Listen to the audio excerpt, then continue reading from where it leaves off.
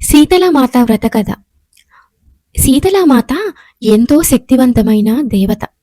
ఈ అమ్మవారిని తలుచుకున్నంత మాత్రం చేతనే మనకి గాలి ధూళి సోకకుండా కాపాడుతుంది అమ్మవారు. ఈ కథ వినాలన్నా కూడా ఎంతో అదృష్టం ఉండాలి. నిజానికి మనము జ్వరంలో ఉన్నప్పుడు శీతల శీతల అని తలుచుకున్నంత మాత్రం చేతనే మనకి జ్వర భయ రోగాల నుంచి విముక్తి లభిస్తుంది. ఇందులో ఎటువంటి సందేహము లేదు. పూర్వకాలంలో అంటు రోగాలు ప్రబలినప్పుడు ఈ అమ్మవారిని పూజించేవారు. ఈ అమ్మవారు వెంటనే ఆ రోగాలను నయం చేసి భక్తులందరినీ కాపాడి గట్టెక్కించేది.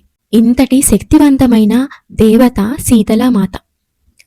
శీతల అంటేనే చల్లదనం. అంటే మనము ఎటువంటి బాధలో ఉన్నా, కష్టంలో ఉన్నా, అనారోగ్యంలో ఉన్నా వాటన్నింటి నుంచి మనని బయటపడవేసి ఆ కష్టాలన్నింటినీ కూడా చల్లబరుస్తుంది తల్లి. ఇంతటి శక్తివంతమైన అమ్మవారి యొక్క ఆరాధన ఈ మాసంలో అంటే పాల్గొన మాసంలో చేస్తాం. పాల్గొన మాసంలో వచ్చే బహుళ పక్షంలో వచ్చే సప్తమి మరియు అష్టమి తిథుల్లో శీతలాదేవి ఆరాధన చేసినట్లయితే వారికి ఎటువంటి రోగాలు రావు. ఎటువంటి రోగాల నుంచైనా విముక్తి కలిగించే అంతటి శక్తివంతమైన తల్లి శీతలామాత. ఎటువంటి అంటు రోగాలు ప్రబలకుండా ఒకప్పుడు మన పూర్వీకులను కాపాడిన కల్పతరువు శీతలామాత. అప్పుడే కాదు, ఇప్పుడు కూడా ఏదైనా అంటురోగం ప్రబలినప్పుడు ఈ అమ్మవారిని చాలా తీవ్రంగా ఉపాసన చేస్తూ ఉత్తరాదిలో చాలా ఎక్కువగా పూజలు జరిపించుకుంటూ ఉంటుంది తల్లి. ఇప్పుడు శీతలామాత యొక్క వ్రత కథని తెలుసుకుందాము.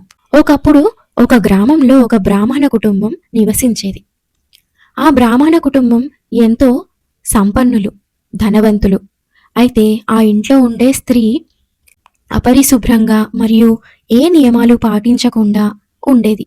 వారి గ్రామంలోని అందరూ కూడా శీతలామాత ఉపాసన, పూజలు, ఉపవాసాలు ఇలాంటి పూజలతో ఎంతో భక్తి శ్రద్ధగా అమ్మవారిని కొలుచుకుంటూ ఉండేవారు. అయితే ఈ బ్రాహ్మణ స్త్రీకి శీతలామాత ఉపవాసాల పట్ల కూడా ఎంతో నిర్లక్ష్యంగా ఉండేది. ఒకరోజు శీతలామాత ఆ గ్రామానికి వచ్చింది. ఎవరైతే అమ్మవారిని భక్తి శ్రద్ధలతో నియమనిష్టలతో పూజిస్తూ ఉంటారో వారందరినీ కూడా అమ్మవారు కరుణించాలి అని అనుకుంది. వారందరికీ కూడా అమ్మవారు ఆయురారోగ్యాలు ప్రసాదించాలని నిశ్చయించుకుంది. అయితే గ్రామంలోని స్త్రీలందరూ కూడా శీతలామాతను పూజించడానికి సిద్ధమవుతూ ఉన్నారు. కానీ ఆ బ్రాహ్మణ స్త్రీ దాన్ని పట్టించుకోలేదు. ఆమె తన వంటగదిలో తాజా ఆహారాన్ని వండాలనే నియమాన్ని ఉల్లంఘించింది మరియు శీతలామాతను పూజించలేదు. ఈ నిర్లక్ష్యం శీతలామాతకు కోపం తెప్పించింది. అంటే శీతలాష్టమి ఆ రోజున ఎటువంటి ఆహారాన్ని కూడా వండుకోవద్దనమాట. ఆ రోజు పూజించాలి కాబట్టి ముందు రోజునే సప్తమి తిథినే భోజనాన్ని సిద్ధం చేసుకుని ఉంచుకోవాలి. ఆ భోజనాన్ని మరునాడు అమ్మవారికి నైవేద్యంగా పెట్టి అందరూ స్వీకరించాలి. ఇది శీతలామాత యొక్క వ్రత నియమం. అయితే ఈ నియమాన్ని ఉల్లంఘించింది బ్రాహ్మణ స్త్రీ.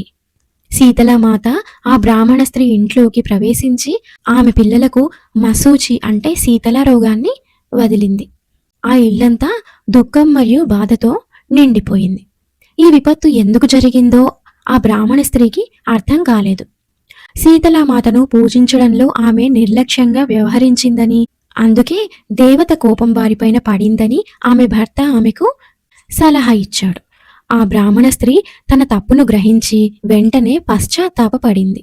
ఆమె శీతలామాతను ఆచారబద్ధంగా పూజించి అంటే ముందు రోజు వండిన ఆహారాన్ని అమ్మవారికి నైవేద్యంగా పెట్టింది. శీతలామాత ఆమె ప్రార్థనలను అంగీకరించి సంతోషించి తన పిల్లలకు మసూచి వ్యాధిని నయం చేసింది.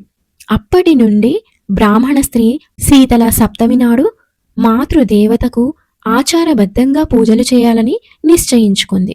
శీతల సప్తమి నాడు చద్ది ఆహారం తిని అమ్మవారిని పూజించే వారికి మసూచి వంటి వ్యాధులు దరి చేరవని చెబుతారు. శీతలామాత తన భక్తులకు వ్యాధి నుండి విముక్తిని, ఆనందాన్ని, శ్రేయస్సును కూడా ప్రసాదిస్తుంది. ఈ విధంగా ఈ కథను మనకు శీతలామాత పట్ల భక్తి, నియమాలను పాటించడం మరియు పరిశుభ్రత యొక్క ప్రాముఖ్యతను తెలియజేస్తుంది. ఈ కథ విన్నవారికి కూడా శీతలామాత యొక్క దివ్య అనుగ్రహం కలిగి సకల వ్యాధుల నుండి విముక్తి లభిస్తుంది. ఇంతటి శక్తివంతమైన శీతలామాత యొక్క అనుగ్రహం అందరిపైన ఉండాలని ప్రార్థిస్తున్నాను. నమఃశివాయ చ నమఃశివాయ. నమో నారాయణాయ.